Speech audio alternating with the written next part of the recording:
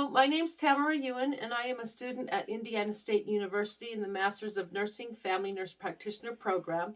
I'm going to be performing a musculoskeletal neurological exam, complete exam for APN 624. This is Corey. He's agreed to be my patient for this exam, and we are in a private room. So Corey, thank you for agreeing to do this. Try to relax because it's kind of long and we're going to be moving around a little bit. So the first thing we're going to do is check his neck, and I'm going to kind of do it just head to toe. So I'm going to start with your neck, and what I want to do, I'm looking to make sure your trachea is midline. I'm looking for a goiter in your thyroid. I look for symmetry, different things like that. And then I'm going to look for range of motion in the neck. So Corey, I'm going to have you take your chin and touch your chest. And then look at me and look up at the ceiling. Now look at me and look to your right. And then look to your left. And now I want you to look at me and try to put your right ear to your right shoulder. Perfect. And left ear to your left shoulder. Okay, that's great. So good range of motion in your neck. While they do those, you're looking for pain, you're looking for spasming, you're looking for any stiff movements. You're also listening because you may hear some things as well.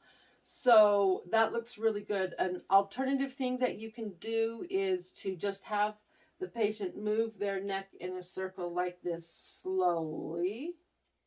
And before you do this exam, you do want to find out if they've had any cervical or spinal injuries or surgeries.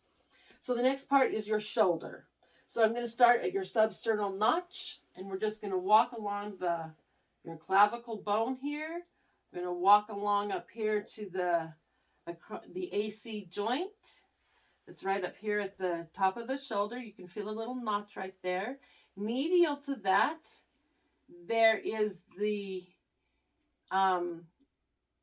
it's the little notch, the AC joint notch. And then down from that, there's a little groove, the choroid groove. These are the landmarks of the shoulder. You also want to find the bicipital groove that they have in their arm right here and feel for that. While you feel those landmarks, you're looking for symmetry, you're looking for spasms, and as you inspect the shoulders, you make sure they're even. If they had a dislocated shoulder, that's very obvious because it will be hanging down lower than their opposite shoulder, so you look at that. And now that we know the landmarks, we think his shoulders look good. You can look at the back of his shoulders as well, kind of look at the shoulder blades, the scapula, make sure they're symmetrical and they're even, and that looks good. So now we're going to do the shoulder range of motion.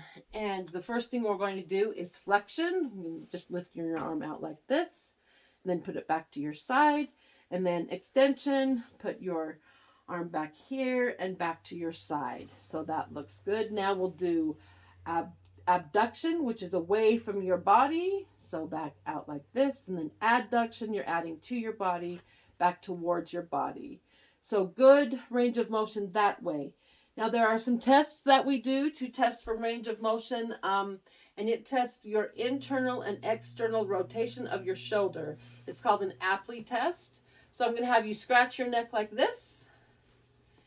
And that's awesome. And we're looking and listening for this as well while we do this test. And then I want you to take that same arm and try to touch your scapula behind you, your shoulder blade, and see how you do that way. Very good. That's the Apley test, and it checks for internal and external rotation. Now we have a Neers test. Now the Neers test is when I'm going to do your opposite shoulder actually. I'm just going to put my hand here on your shoulder blade. And I'm going to passively lift your arm this way while pressing on your scapula. And if there is any pain or anything like that, that can mean rotator cuff involvement. That's the Neers test. A Hawkins test is next. And for the Hawkins test, We're going to gently move I'll do this shoulder again for the purpose of the camera. We're going to have your arm like this, about a 90-degree angle. And then I'm going to over-rotate your shoulder like this. See how that's over-rotated? And if there's any pain there, that is also a rotator cuff involvement. The next test we have is the dropped arm test. And this one, Corey, I want you to lift your arm up like this. Would you stand? If that's easier for you, that's okay, yes. So you're going to have, and maybe look at the camera this way. We'll have you lift your arm like this. And then have the patient slowly drop his arm down. That's adduction to his body. If his arm were to suddenly, I don't know if you can do this, Corey, if his arm were totally to just drop, that's the dropped arm, and it can mean damage and injury as well. Go ahead and sit down now. We're going to do an empty can test. I think this one is easier standing up as well. I apologize. So I want you to put your arms out like this with your thumbs pointing to the floor. And I want you, when I try to push down on your arms, you resist. Okay, that's good. Good job. The last test that we have for the shoulders is the external rotation lag test.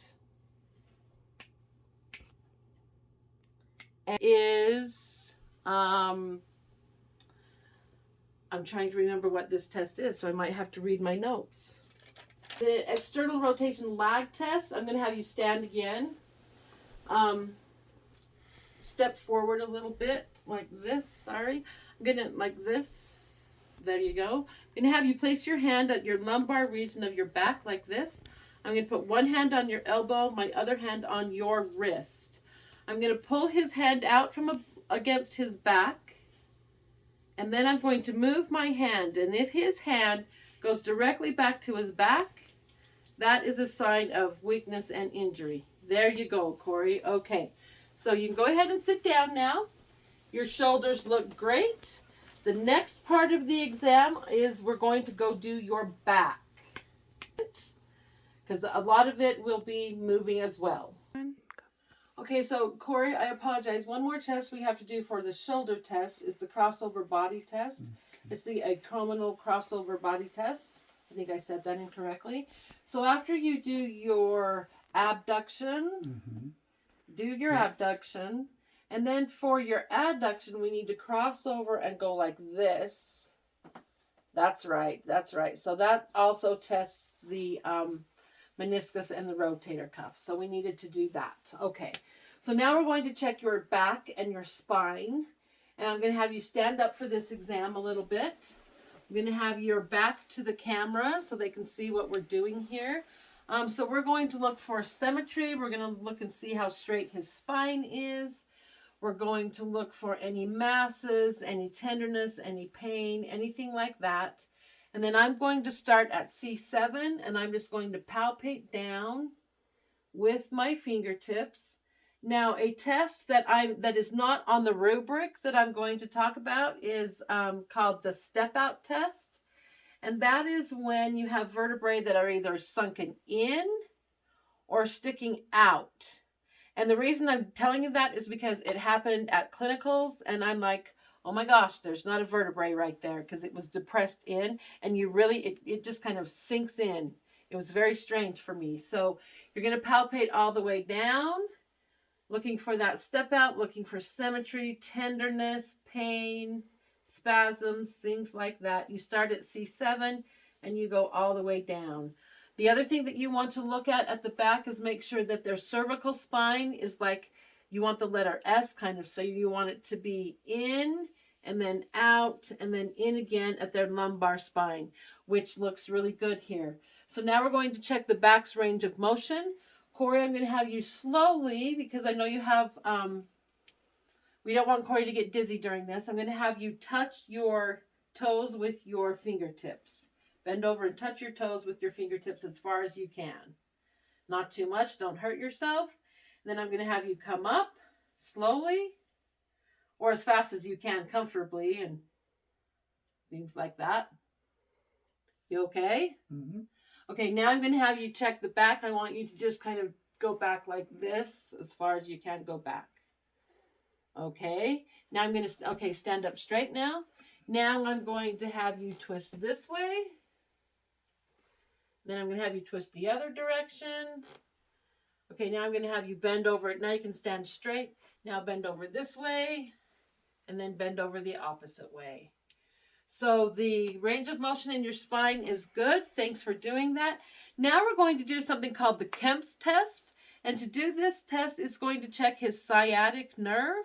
I'm going to pull his shoulders back, and then he's going to kind of twist laterally and to the back of the affected side if he did have sciatica, which he really does have. So I'm going to pull his shoulders back, and then Corey, you twist. And if there is pain there, it will be right here in the sciatic nerve. And he did okay with that. So now we're going to go ahead and start your hip exam. So if you want to go ahead, I'm going to have you, first of all, another thing, I'm getting ahead of myself. I'm sorry, I guess I'm nervous.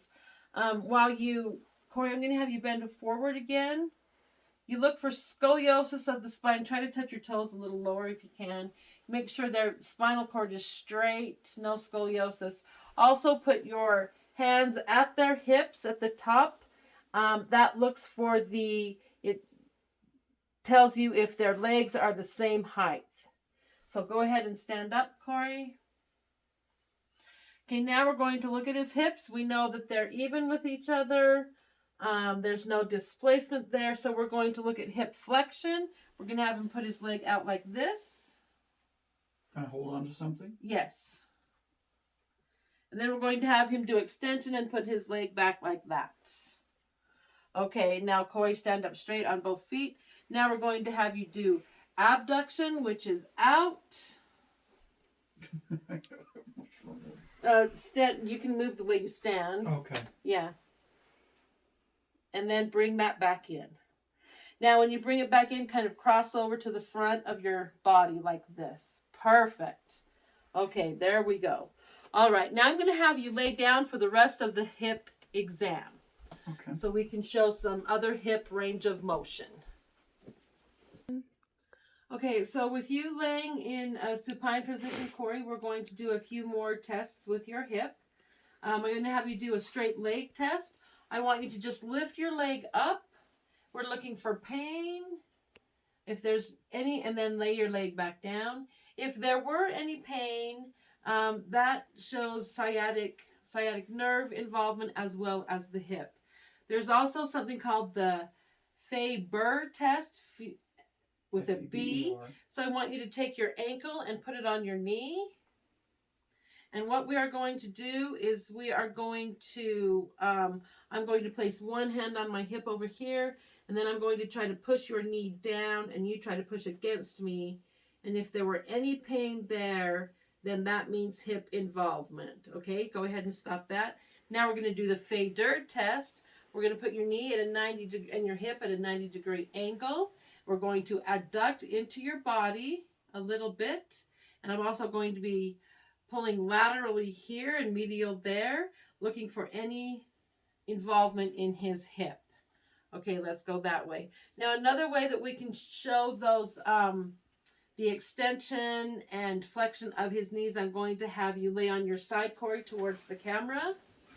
And if you can take this knee here and cross it up like this, there you go, and then bring it back down. Okay, there you go. We're also going to palpate the hip. We want to find the greater trochanter and there's in between the sciatic nerve. You've got the greater trochanter here. You've got the ischial-tubercle. I think I said that wrong.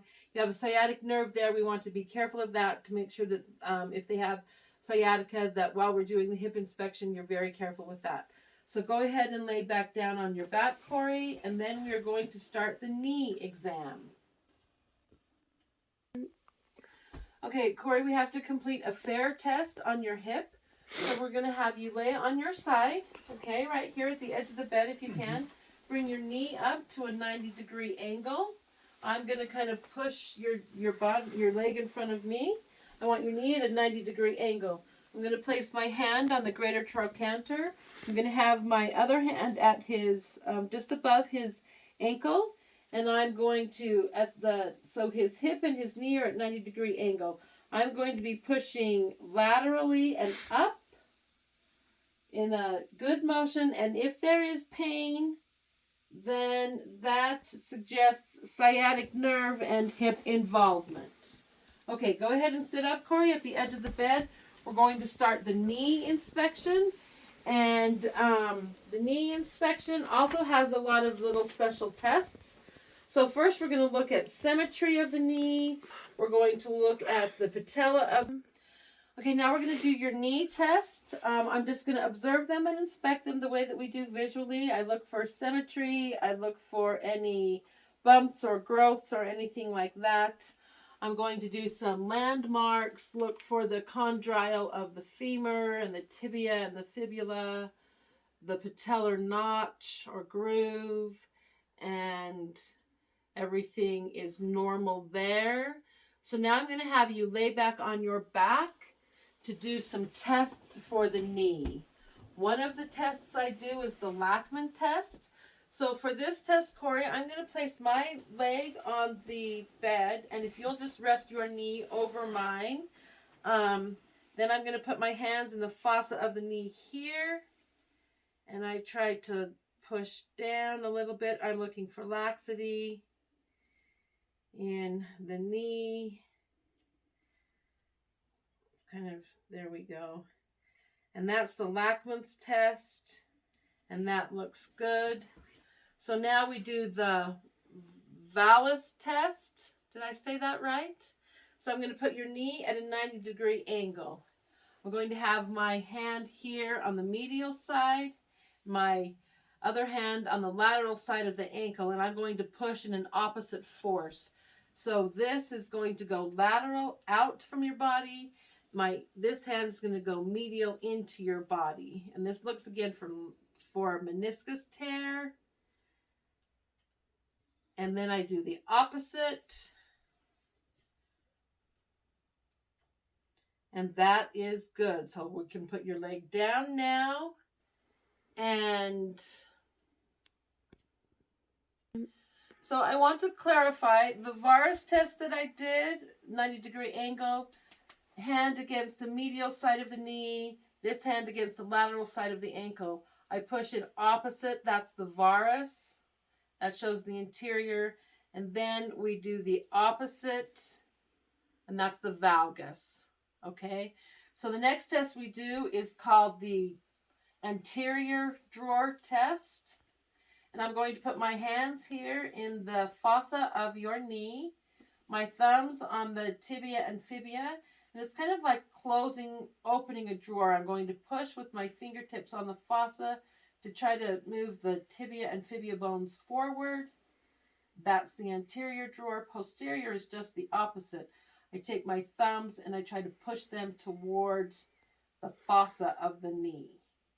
That's opening and closing the drawer, or the anterior and posterior drawer sign. So let's go ahead and lay your leg down. Now, Corey, if you'll sit up slowly and come and sit at the edge of the bed, we will do your ankle and feet.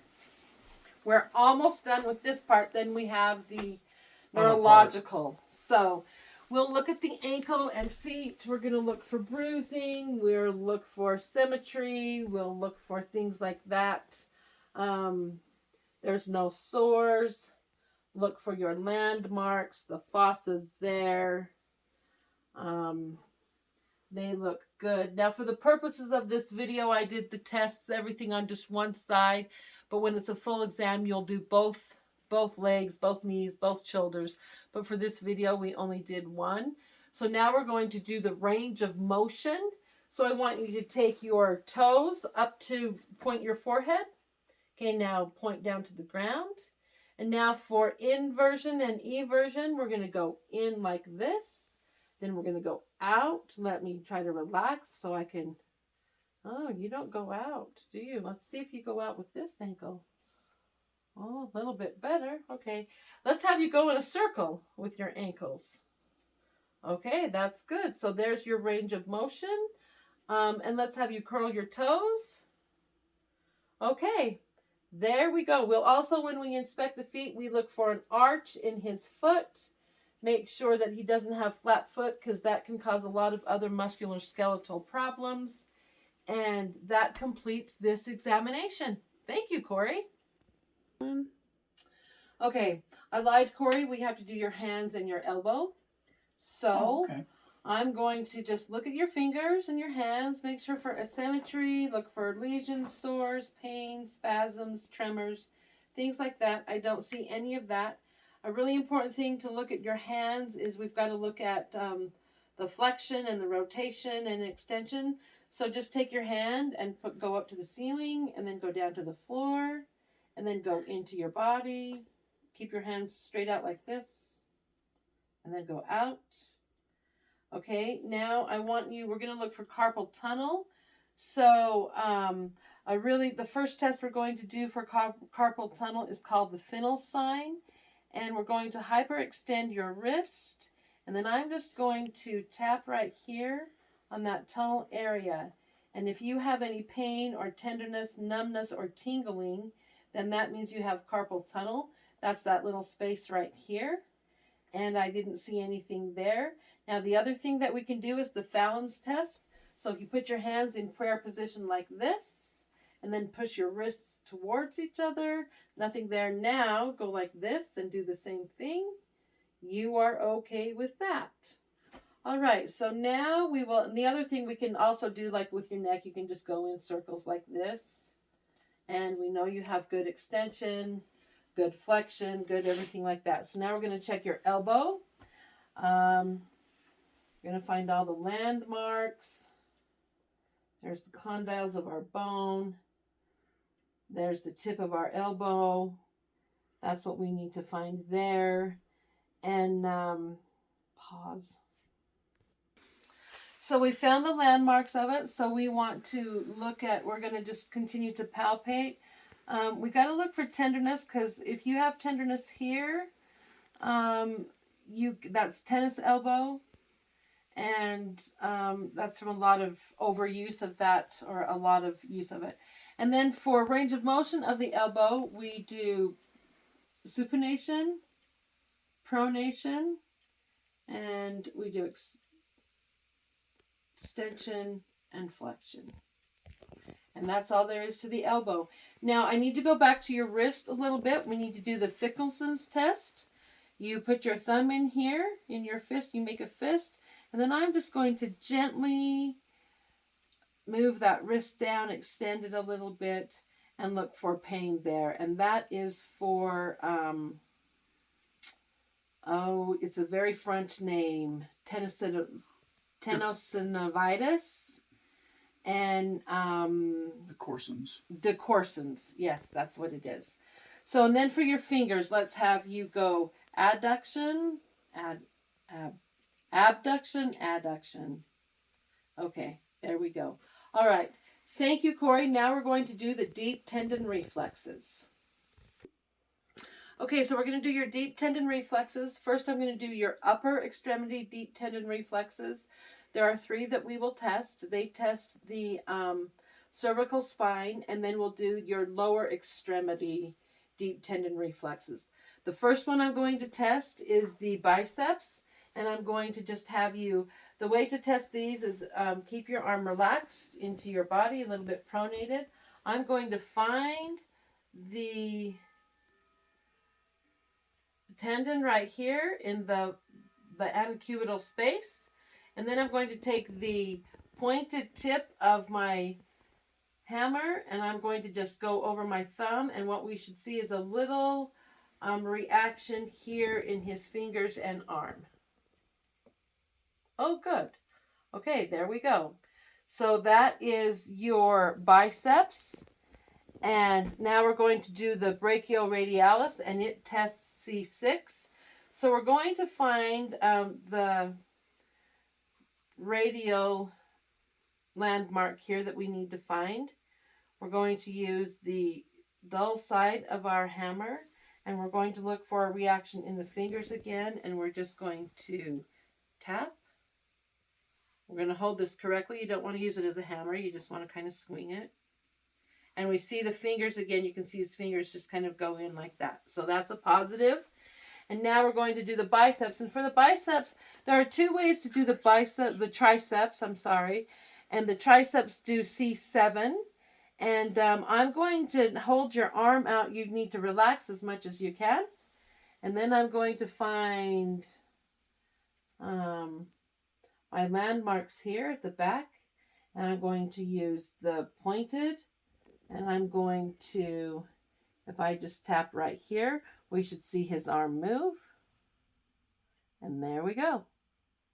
There we go.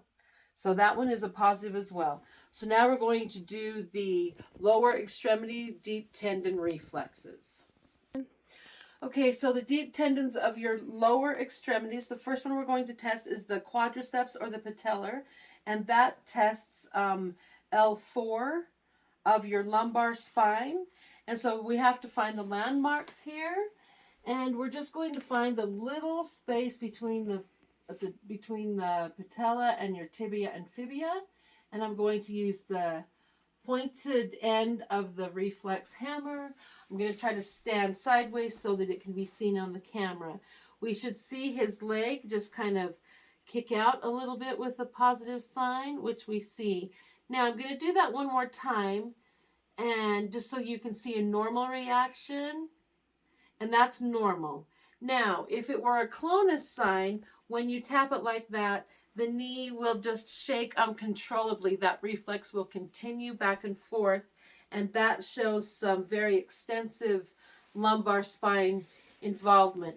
To stop a clonus reaction, you just place pressure on the quadricep muscle that you can feel right up here just above the patella, and that will stop that clonus sign.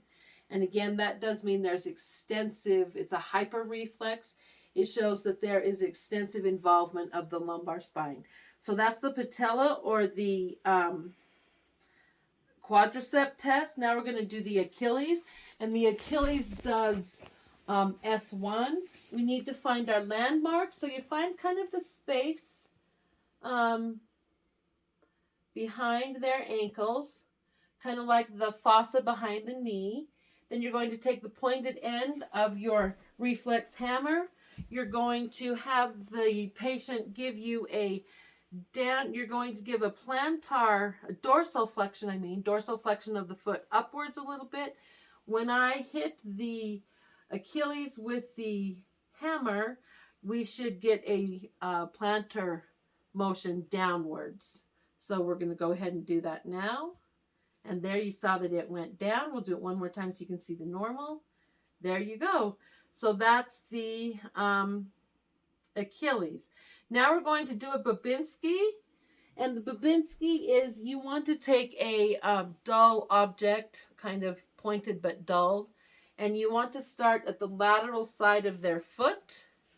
And you want to go start at the heel, go up to the lateral side, and then you want to go over up to their big toe.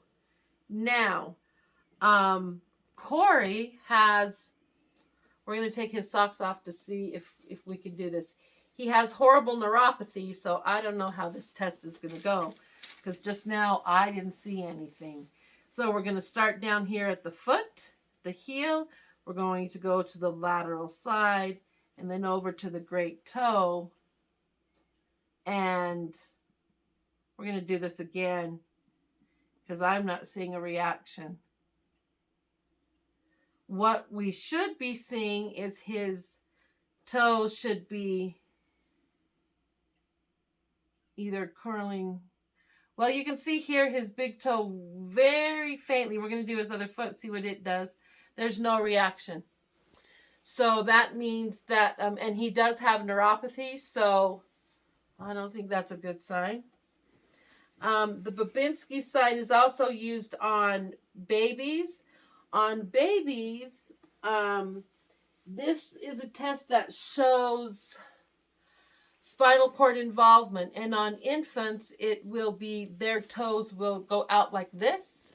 They will splay out because there's no communication yet between those motor neurons and the afferent and efferent neurons because it's not developed yet in newborns.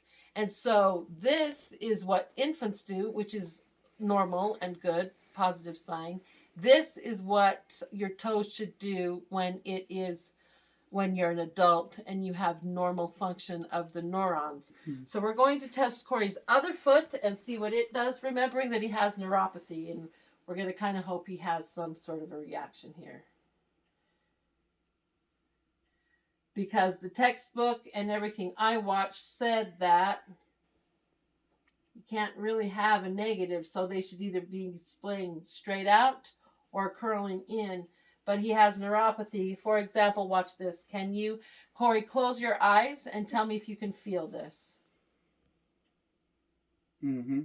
Oh, well, that's good. So, but that test didn't work on him. So that's how you do it. And I showed you with my fingers the reactions that you should get for that. And I also showed you what it does in babies.